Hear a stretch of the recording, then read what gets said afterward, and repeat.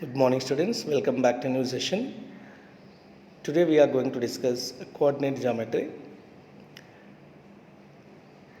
First of all, you should know what is Cartesian plane and some terms of the Cartesian plane.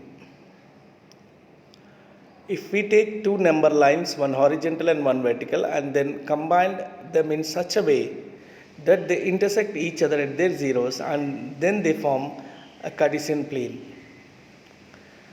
The horizontal line is called as x-axis and vertical line is called y-axis. The intersection point is called as origin. The horizontal line is known as the x-axis and the vertical is known as y-axis. The point where these two lines intersect each other is called the origin. It is represented as O. OX and OY are the positive directions as the positive numbers lie in the right and upward direction. Similarly, the left and downward direction are the negative directions as all the negative numbers lie there. X and Y divides the Cartesian plane into four parts. Each part is called as quadrant. The Cartesian plane is dividing into four quadrants named as quadrant 1, 2, 3 and 4 anti-clockwise from OX.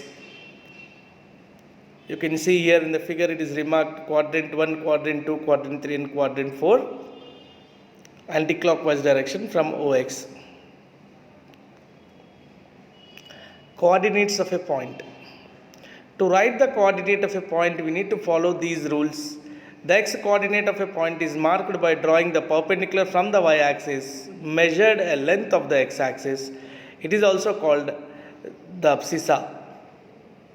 The y-coordinate of a point is marked by drawing a perpendicular from the x-axis, measured the length of the y-axis. It is also called the ordinate. While writing the coordinates of point in the coordinate plane, the x-coordinate comes first and then the y-coordinate.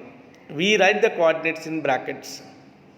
In the above figure, OB equal to CA equal to x-coordinate, that is called abscissa. CO equal to AB equal to y-coordinate, that is ordinate.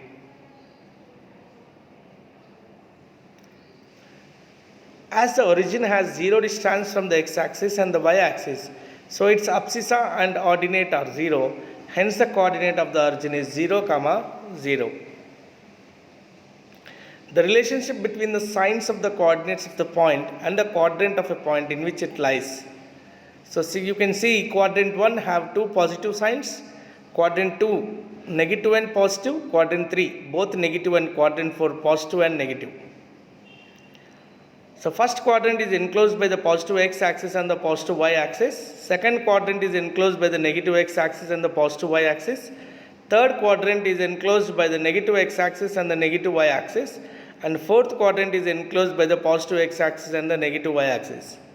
Now by this you can say that in the first and third quadrant there is a possibility of having x equal to y.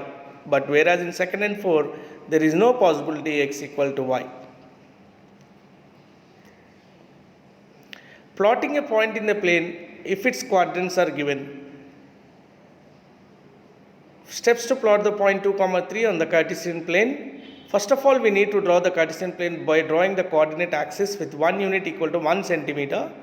To mark the x-coordinate starting from 0 moves towards the positive x-axis and count to 2. To mark the y-coordinate starting from 2 moves upwards in the positive direction and count to 3. Now the point is the coordinate 2, 3. Likewise, we can plot all the other points like -3, 1 and -1.5, -2.5 in the right side figure. Is the quadrants x, y equal to y, x? Absolutely no. X equal to -4 and y equal to -2. So x, y is -4, -2 and y, x is -2, -4. Let's mark these coordinates on the Cartesian plane. You can see that the positive positions of both the points are different in the Cartesian plane. So x is not equal to y. If x is not equal to y, then x, y is not equal to y, x. And x, y equal to y, x if x equal to y. If x and y are same, then you can write x, y or y, x is same. So you have one example. You can see how to plot the points in the Cartesian plane. That's all today, my dear students. Have a great day.